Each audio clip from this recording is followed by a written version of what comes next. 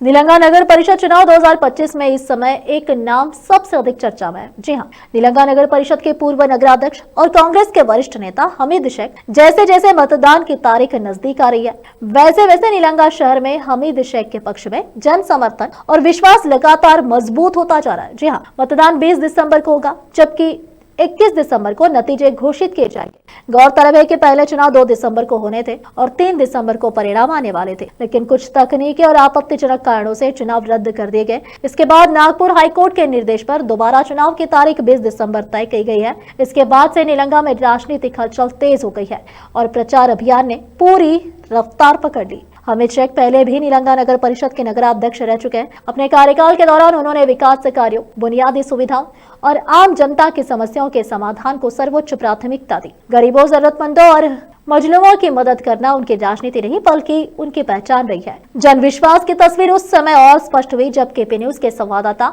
मौलाना नौशाद कासमी ने निलंगा में जाकर आम लोगों से बातचीत की। लोगों से पूछे जाने पर कि चुनाव में किसकी हवा है, तो नागरिकों ने एक मत से कहा कि अगर कोई प्रभावशाली, मेहनती और हमेशा जनता के साथ रहने वाला नेता है तो वह हमीद शेख ही है। जनता ने स्पष्ट शब्दों में कहा कि वे हमीद शेख को भारी बहुमत से विजय बनाकर नगर परिषद की जिम्मेदारी सौंपेंगे। वहीं दूसरी ओर चुनाव मैदान में भाजपा का उम्मीदवार भी मौजूद है, जिसे पूर्व मंत्री संभाजी पाटिल का समर्थन बताया जा रहा है। इसके बावजूद जमीनी हकीकत यह है कि निलंगा की जनता का रुझान तेजी से हमीद शेख की ओर बढ़ रहा है। जनसभाओं में उमड़ती भीड़, लोगों की प्रतिक्रियाएं और जमीनी चर्चा इस बात की गवाही दे रही है कि मौजूदा माहौल को देखते हुए राजनीतिक जानकारों और स्थानीय नागरिकों का मानना है कि हमीद शेख की भारी बहुमत से जीत की संभावना बेहद प्रबल है। अब निलंगा की जनता की नजरें 20 दिसंबर के मतदान और 21 दिसंबर के नतीजों पर टिकी हुई है। संवाददाता मौलाना नौशाद कासमी की रिपोर्ट। देश विदेश और स्थानीय समाचारों के लिए चैनल को लाइक, शेयर और सब्सक्राइब करना ना भूले।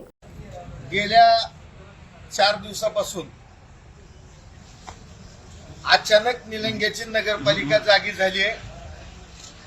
गेले 5-5, 10-10 वर्ष निलंग्यात कसलंही काम झालं नाही, विकास काम, आणि अचानकपणे आचारसंहिता काळात आपण बघितलं बँक कॉलनी रोड तसला निकृष्ट केला, त्याला 2 दिवसांना लगेच खड्डे पडले, खड्डे बुजवून सुद्धा तिसरे खड्डे पडले। ही एक बाजू निलंग्याच्या जनतेनं डोक्यात घ्यावी। एक दुसरी गोष्ट, अचानकपणे 2 वर्षाखाली पीबीएम कार्पेट झालेलं त्या शिवाजीनगरच्या देवी मंदिर समोर अचानकपणे डांबरीचा पॅच मारला। सध्या शहरामध्ये अंडरग्राउंड ड्रेनेजच्या कामामुळे रस्त्याचं काम नव्यानं करायला नगरपालिकेनंच बंदी घातलेली आहे, वर्क ऑर्डर असली तरी, कारण लगेच खोदकाम होणार आहे। असं असताना सुद्धा तिथं नव्यानं काम सुरू करणं हा शासकीय पैशाचा अपव्यय तर आहेच, आणि या तिन्हीपेक्षा अत्यंत गंभीर असा विषय, खाटी केल्लीमध्ये अश्रूखान्याच्या बाजूला ह्या 2 दिवसात नव्यानं नालीचं खोदकाम चालू झालंय। आचारसंहितेमध्ये वर्क ऑर्डर जुनी जरी असली तरी नव्यानं काम आचारसंहिता लागू झाल्यानंतर सुरू करताच येत नाही, तो आचारसंहिता भंग आहे। तशी तक्रार आता आम्ही दिली आहे। निवडणूक निर्णय मुख्याधिकारी, नगर अभियंता आणि संबंधित गुत्तेदार या तिन्ही घटकाच्या विरोधात आम्ही तक्रार दिली आहे। त्यांच्यावर तात्काळ आचारसंहितेचा भंगाचे गुन्हा दाखल व्हावा अशा पद्धतीने तक्रार दिली आहे, आणि तिथं जाऊन तिथल्या गल्लीतल्या लोकांचा पंचनामा करून किंवा हे काम कधी सुरू झालंय खोदकाम, कारण ते नवीन आहे, नवीन काम करताच येत नाही हा आक्षेप आम्ही नोंदवलाय।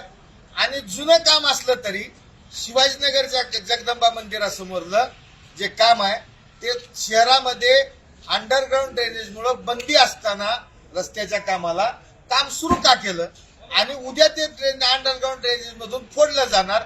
गेलेल्या शासकीय पैशाचं बिल तर शासनच देणार आहे, जनतेच्या खिशातूनच जाणार आहे। हा पैशाचा अपव्यय आणि ही नौटंकी आता का निवडणूक चालू असताना? आचारसंहिता कळत नाही का यांना? आणि सगळे कामं आमदाराच्या दबावावर केले जात आहेत, त्यामुळं त्यांच्यावर सुद्धा कारवाई करावी अशी आमची विनंती आहे।